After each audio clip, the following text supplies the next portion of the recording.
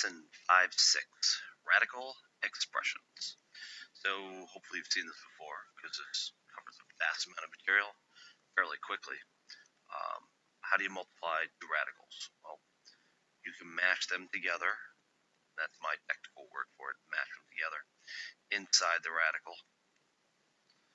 And at the same time, you can pull them apart. And we call this simplifying.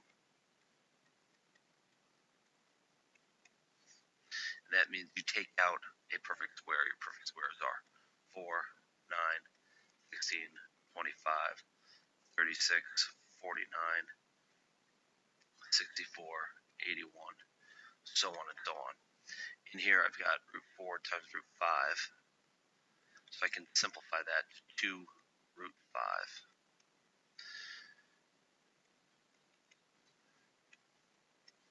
Here I've got root 4 times root 3, I can simplify that to 2 root 3. And just to give you a warning, I'm going to start going very quickly where I'll take this and just write 6 root 2. You need to pause the recording to see how I did that. Just look at the 6 and say, well, that's the square root of 36, so he must have said square root of 36 times root 2 got him 6 root 2. I expect you to be able to do this very quickly. One of the big rules of dealing with radicals is we cannot have a radical on the bottom of the fraction. So we have to do what's called rationalizing it. We multiply it by 1, but to multiply by 1, you multiply by the bottom of the fraction times the bottom of the fraction. This problem can be done in lots of different ways, so a lot of people like to simplify first and go. That is totally fine. I'm doing it the long way because students do this a lot. The point I want to make is that you have to continue to simplify at all times. So now we have root 8 over 4, which is 2 root 2 over 4, which is root 2 over 2. That's challenging. There's a lot of different ways to do it. When you're done, if you want to check it, punch that into your calculator. Make sure you put it in properly and punch this into your calculator, and you'll get the same answer, 0.707. Another way to do it. Now, there's lots of different ways to do this. I'm going to do it where I simplify first, which I could have done over here. And I say, oh, root 3 over root 3 cancels, and I'm just done. You could also, just like you multiplied, you can mash these together inside. And you get root 4, which is 2. So lots of different ways to do it. This is complicated. You need to rationalize this. Most people, myself included, first time they see it, want to do this. Well, the problem here is that it does not get us. The third root of 9x doesn't exist. It isn't a non-radical. We have to actually do it twice. Or you could have just taken this and made it 9x squared. I like to show it twice, at least the first time I do it, so people understand what I'm doing and why I'm doing it. So we multiply these together. Since we have the same radical, we can mash them together. The top becomes 2x. Third root of 9x squared. And the bottom all cancels out. The radicals cancel out. So we get just 3x. But of course, it never seems like we're done. They cancel and we get 2. Third root of 9x squared over 3. Not easy. Takes a lot of practice. Now try these. Simplify them. Well, square root of 16 is not too bad. 4, square root of p to the 8th, p to the 4th.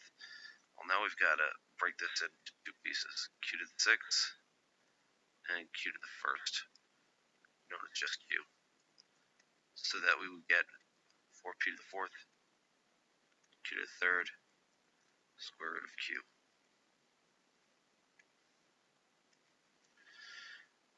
this one, you can rationalize right away or do something else. I'm going to do something else.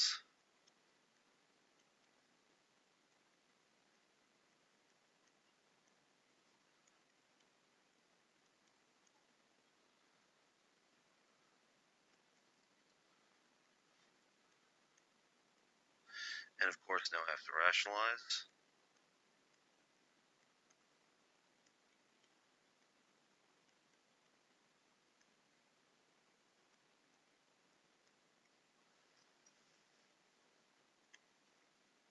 And then the challenging problem. We have fifth root of 5,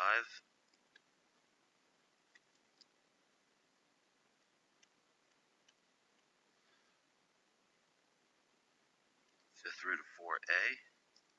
Now we need to take 4 to the 4th. We could actually do this differently, but we'll basically multiply by the fifth root of 8a to the 4th. Fifth root 8a to the 4th. Why did I pick that? On top, mash it all together. 5 fifth root of 40 a to the 4th. Well, 4 times a is 32. The fifth root of that is 2. A to the 5th, fifth root is a.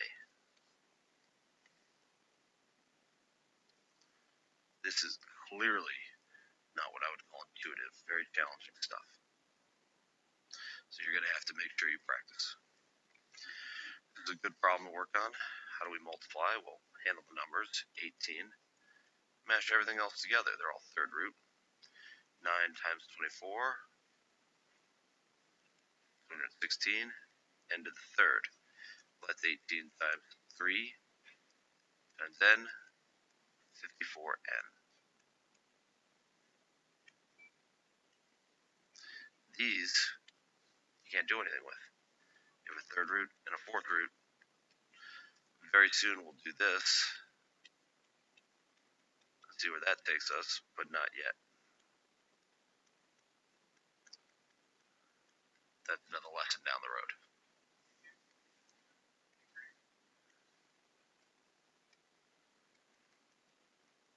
Now we're adding and subtracting. So before we were doing, if you were to tell 12 times 3 root 27, we'd say 6 root 12 times 27.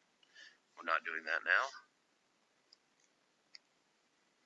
This causes untold confusion in students.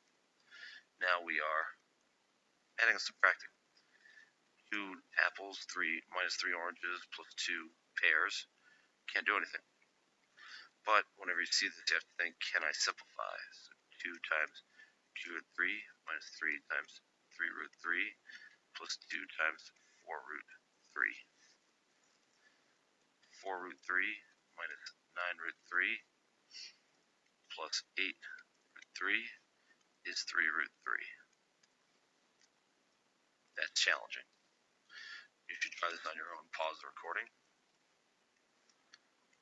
I'll do it.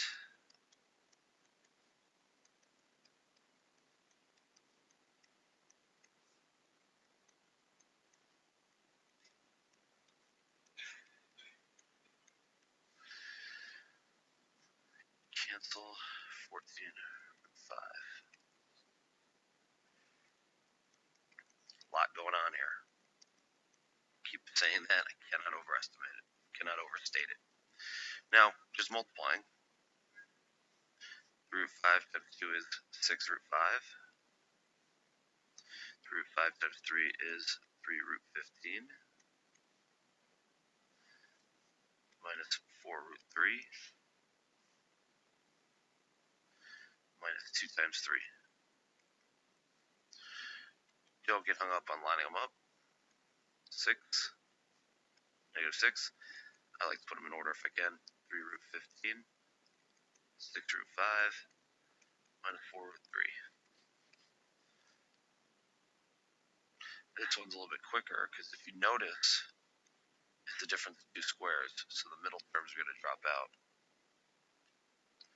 So all you have to do is 5 root 3 times 5 root 3 minus 36. Well, 25 times 3 is 75. Minus 36 is 39.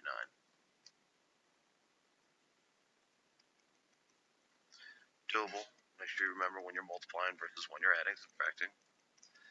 And then, can we leave it alone? No, we got a radical on the bottom.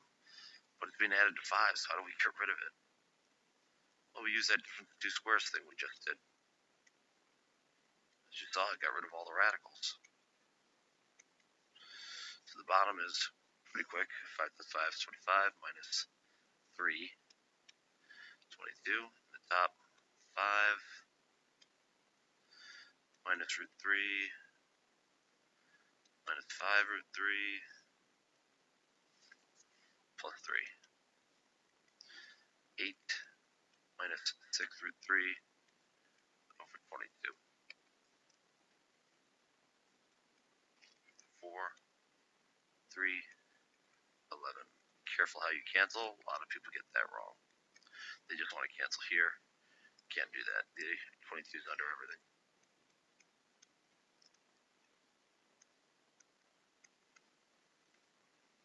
I've probably just covered, at least 5 lessons of Algebra 1 mathematics.